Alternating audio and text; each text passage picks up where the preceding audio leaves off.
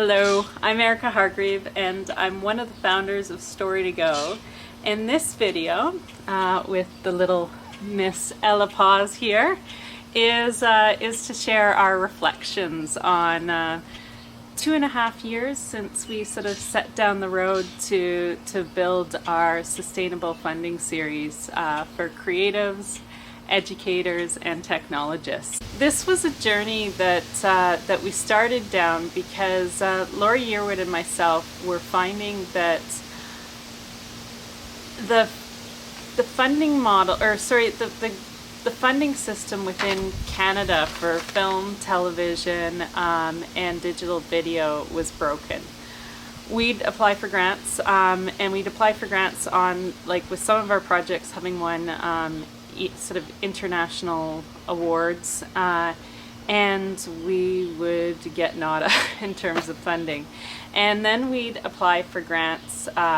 We'd write up the grant applications for larger organizations than ourselves, and we'd get the funding for them. And then they'd spend it on something entirely different, yet when they'd go to apply for funding again from the same grant, they'd get the funding again, even though the money wasn't spent on what they said they'd spend it on. And so we thought there's got to be a different pathway forward with this. There's got to be an alternate way of funding our projects.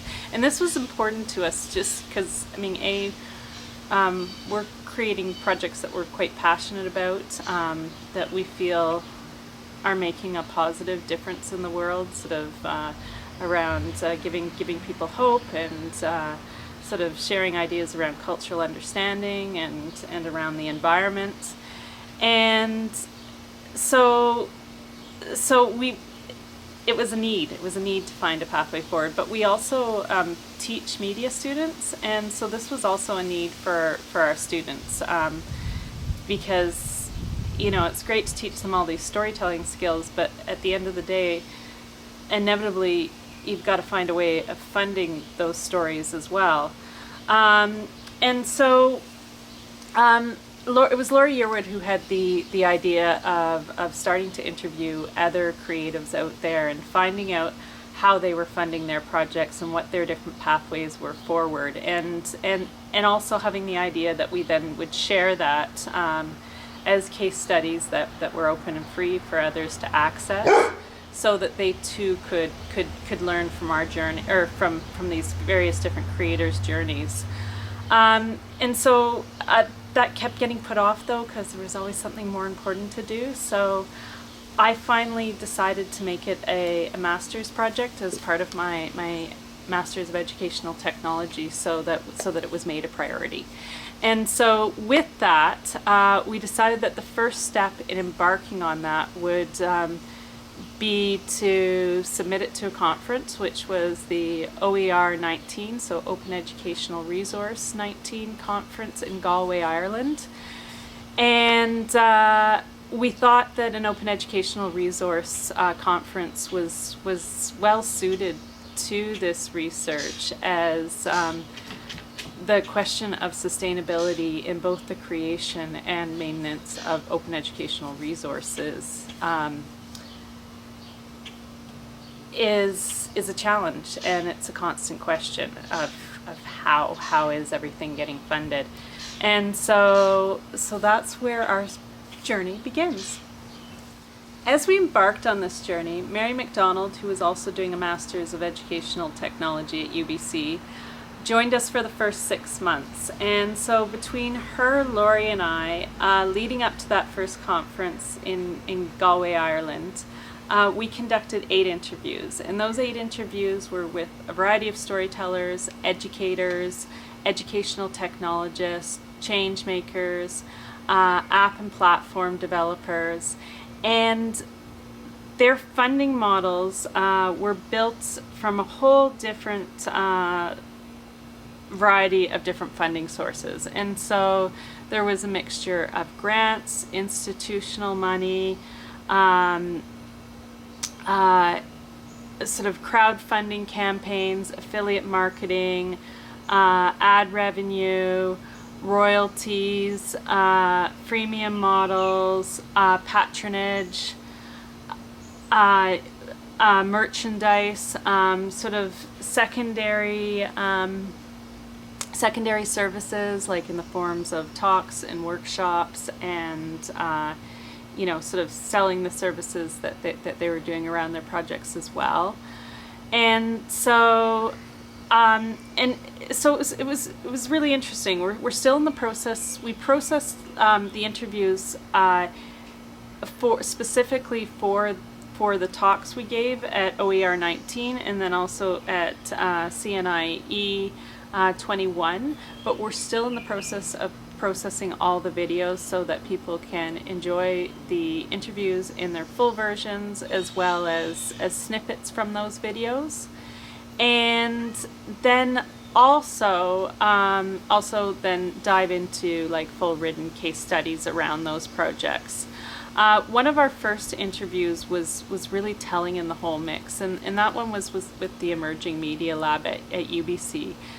Because when I asked them about their sustainable funding model, the response was, sustainable funding in Canada, isn't that just institution funding and grant money? And so I said, well, that's not really sustainable long term.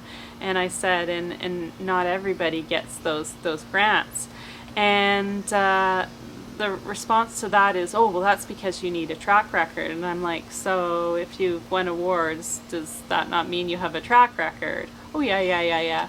Well, then not everybody's getting money just because they have a track record.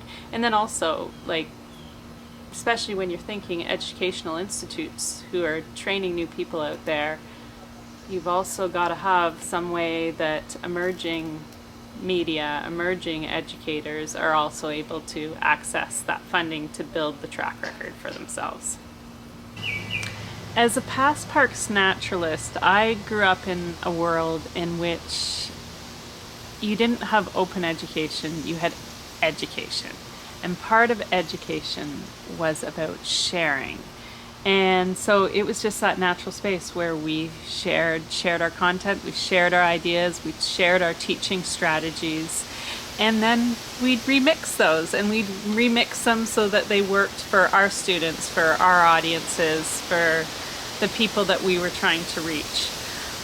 We just didn't have a name for it. So when I first entered that world of open education, where they do have a name for defining it, and I was introduced to the idea of the various different open factions and the minefield of sort of broaching the topic of funding and of sustainable funding in that space, I didn't get it. I didn't get why anyone would have an issue over the basic need for people to have a funding model so that they could feed their families. Because to me, of course, when you built the product, you were going to share it openly, because that's what I did as an educator. That's what the educators I grew up with did. That was just a basic part of the landscape. So in hindsight, as I look at that, I also recollect times where I've had educational organizations try to get me to sign contracts in which there's been a clause in that contract that has basically said that they would own the educational ideas that I created while I was working with them. And that was always a contract, when I'd sort of see that, I'd say, oh, hey, that's not right. You can't do that, because my knowledge comes from this collective of educators and educational knowledge that others have shared with me. And so I'd always change that clause in the contract, and they'd either be okay with that change, or I'd walk away from the job. And so, so now as I think about that, I'm guessing that that's where sort of some of what I consider to be slightly more, open extremist viewpoints come from, is from the notion of companies that would try to do things like that in the name of education. It's interesting. I think, that first conference that I went to, I think I was still very naive in terms of thinking that could possibly be a large issue in the space. And I'm glad I had a warning, because that first conference, after my first workshop, I remember going and sitting down at a table at lunch with somebody who I recognized as having attended the workshop, and she didn't really notice me. So, she started talking about how there's this girl at the conference that doesn't make, and in a critical way, who doesn't make all of her documentaries open. And so I realized that she was talking about my documentaries, and that's something I feel quite strongly about as a documentary filmmaker, that I have a responsibility to my documentary subjects, and I don't believe that all content should be open, especially when it comes to a documentary, and you've had people who come to you and are trusting you with their stories. And they're trusting you that you're not going to turn your documentary into a reality series where basically all reality goes out the window because you can edit content completely out of context. And I'm not... The reason why, we've had so much... we've been so fortunate to have a lot of Indigenous communities trust us in our storytelling is because they know I'm going to protect their content. I'm not going to allow it to be taken out of context in the cutting room. And I think, after, the Trump era that we've gone through in the political landscape, we can see why that's important, especially with Indigenous stories. But not just Indigenous stories, with the other people who trust me with their stories as well. And so I happily, explained that while I was sitting there at that table. I don't know if I changed that individual's viewpoint. I don't really care, because it's what's important to me and what is important in terms of my ethics as a documentary filmmaker. And that's not something that I'm going to change. What did interest me is that the conversation was not about some of the other things that I sort of outlined during that talk that were important. Like, I think as we look at sustainable funding models, one of the things that we have to remember, and this is one of the things I talked about in the talk, is we don't all come from the same backgrounds. Some of us work at institutions that pay for the open content that we create, or organizations that do that. Others have really, really well-paid jobs, and it's kind of their giving back that they do on the side after their jobs are done. And then there's still others of us that are independent storytellers and educators. And sometimes I actually find that that's where the most creative content comes from, because those people are really, really passionate about sharing, and they're really passionate about what they share and what they create being open out there. But it's important to remember, and I'm kind of one of those people, but it's important to remember that, I need to feed myself. I need to worry about retirement just like everybody else does. I need to worry about, I don't have kids, but I do have a little furry monster, and she needs her, she needs to be fed well. She needs to be healthy. She needs me to be able to pay her vet bills. And so that's, that's important at the end of the day. We don't all come from those same worlds, and we all should be able to, no matter what the path is that we've chosen, we should all be able to create sustainability for ourselves and our lives, and none of us should have to suffer because we believe that education should be open and freely accessible. And I mean, even when you look at that, coined from the context of a university, universities charge, and they charge a lot of money for their courses. So you might be creating, open content in those spaces, but you're also creating content that you're delivering to a course that costs money. It's interesting. The last little bit, when it comes to the universities and the institutions, also brings up, some other problems I've been noticing in open education.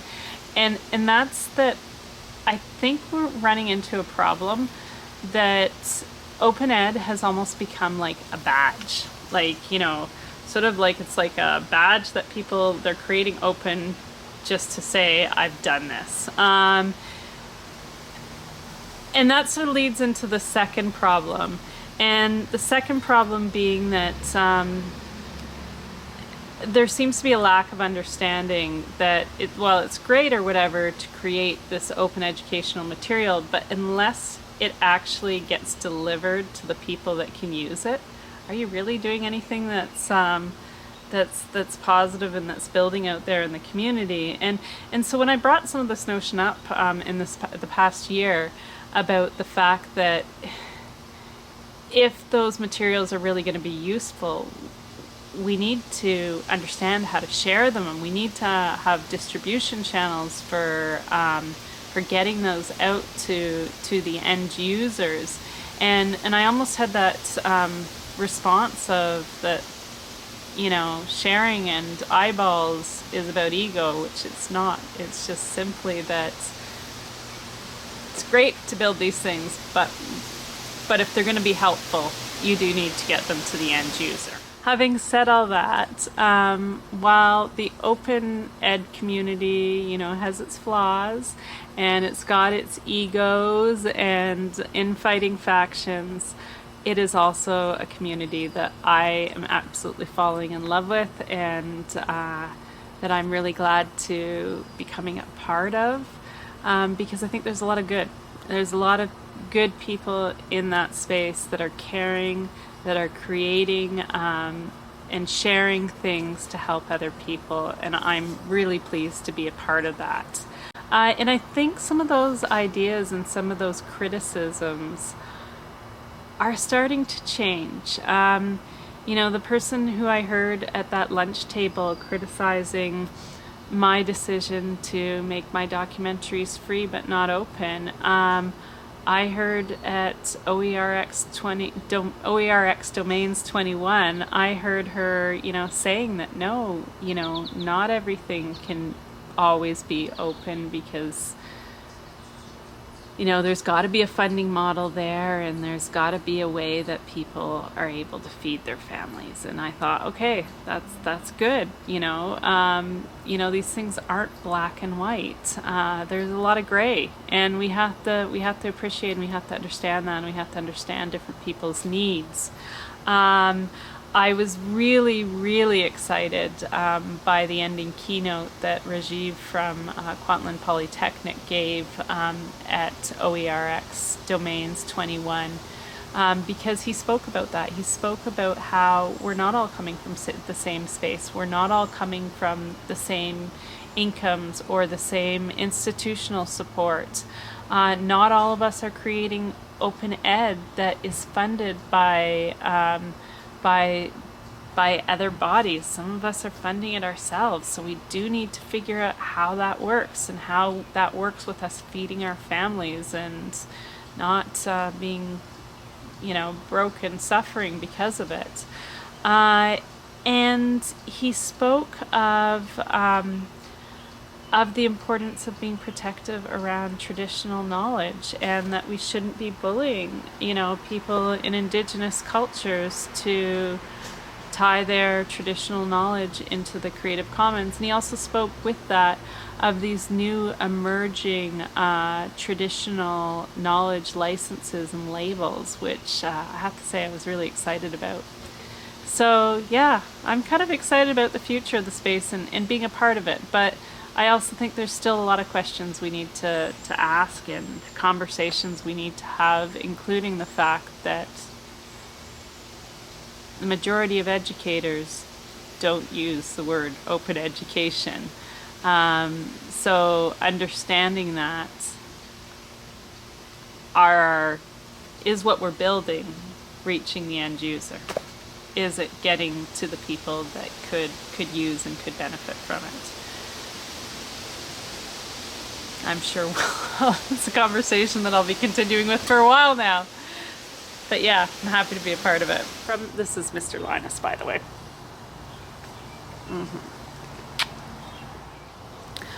On a personal level, that first conference, it was my first conference, international speaking conference, post my getting my pain and my concussion symptoms better managed. And that, as a result, that first conference had a few big, like, sort of learning hurdles for me. The first was rebuilding my confidence in myself as a storyteller, as a leader, as a creative experimenter. The second being, I realized that my gift in speaking is to an outline, not to a script.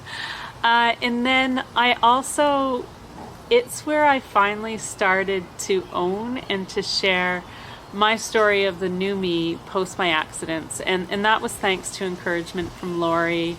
It was thanks to a room full of failing technology. And then having a safe space that was created by Tom Farley and the FemEdTech crew, all of whom I'm very thankful for. So as I left that conference, like, in terms of thinking like a sustainable funding in mind, I was very much geared towards our nature series, Naturally Ours, and I was thinking sponsorship, foundation funding, and then additional sales into spaces like, you know, sort of entertainment on flights. That all changed as we started to apply to speak to more conferences and were met with sort of, you know, the funding issues of speaking at those conferences. And so that then shifted our focus from Naturally Ours to the Sustainable Funding Series and StoryToGo. Hello. So all of this has led us to finding all sorts of new avenues for funding that took us out of those previous avenues that we were looking into of film and television funding, where we've now started to experiment and to explore and look in spaces like education funding, creative experimentation funding spaces, and in all sorts of different cultural history, art spaces outside of that film and television world. And I think what we've discovered is we just weren't looking in the right place. And so if that's not the community that loves and embraces us, it's time to go looking elsewhere. And we've been finding that. Feeling incredibly fortunate because since we first started the project, we have had AmTech Trust Awards come on and support what we're working on. We have had BCIT come on and support what we're working on. Linus back here supports what I'm working on. Mind you, he did before as well. And then we've had Grant for the Web come on board and also support what we've been investigating and looking into, and which I'm feeling really grateful because it's been opening us up to all sorts of new communities. So in addition to the open education community, with Grant for the Web, we've been exploring the web monetization space, and so I've become part of that community, which is incredibly supportive, and we're just loving.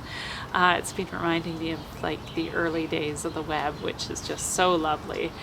And that's us speaking at new conferences, so OE Global, MozFest, CNIE, as well as the OERxDomains conference, and it's had us doing new things. So we're starting into the web monetization experiments. We built the learning management system for StoryToGo. We've we're now the per people who do all the online camps for BCIT on our website, not on theirs, which is really kind of cool. We've also been, that opened up a whole new avenue too for providing virtual teaching on film sets, which has been really cool because nobody else is offering, you know, that sort of level of online educational space to support such teaching. We're doing new interviews a lot with the web monetization community, really enjoying those. We have a number that are going to be coming out soon in that space. And then naturally ours has been picked up by new networks. So Tom Skerritt's new network, Evergreen, has picked it up. Sika TV has picked it up. With that, it's been interesting because even though we're, you know, technically we should be getting royalties from that, we're actually getting more financing from the web monetization side of what we're doing, which is really telling and giving me a lot of hope, both for creatives and for, you know, the creators of open educational resources, to that being a potential solution long term, at least on the management side. But I'm kind of hoping that as the space grows, that it might even, you know, by putting aside a bit of money each month, it might even be a solution on the creative side too. It's got us looking at our projects differently. So rather than looking at just the individual projects and funding for the individual projects, we're now looking at the broader space and so our broader story world. And so with that, we're going to build a patronage, or a Patreon campaign. I've been taking my buddy Steve Dotto's course in doing that successfully, and so that will represent the sort of the big universe of what we're doing. And with that, aside from the regularly monthly deliverables that we'll be doing, which will a lot be from StoryToGo, we'll also be putting aside a little bit of money each month for our documentaries so that we can shoot at least one documentary series a year. With that too, because we've been in this really good space where we're growing and we're now showing that we can also build educational sites to support the different projects that we're building. We've got all sorts of new and exciting interest from tourism boards and parks on our various web series, as well as a new AR project that we're working on. And so that's great. And in that world, education's not a dirty word. It's an exciting word, which, you know, once again, was looking at the wrong marketplace. So all of this has been really, really exciting. It's given us a lot of hope for the future. And, you know, I'm having a lot of fun, and we're still really proud of what it is that we're creating, and very hopeful that we can turn all of this into being able to create more and focus more on those creations. So that we can put out a little bit more love and hope and cultural understanding, and, you know, encouraging thought and questioning out there in the world. So yeah, thank you.